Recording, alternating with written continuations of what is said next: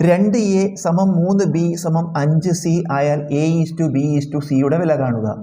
ഇതിൽ എയുടെ വില കാണാൻ ബിയുടെയും സിയുടെയും കോഎഫിഷ്യൻസ് തമ്മിൽ മൾട്ടിപ്ലൈ ചെയ്യാം. എയുടെ വില കാണാൻ ബിയുടെയും സിയുടെയും ഗുണോത്തരങ്ങൾ തമ്മിൽ ഗുണിക്കുക. ഇപ്പോൾ എ സമം 3 × 5 3 × 5 സമം 15. എയുടെ വില കിട്ടി.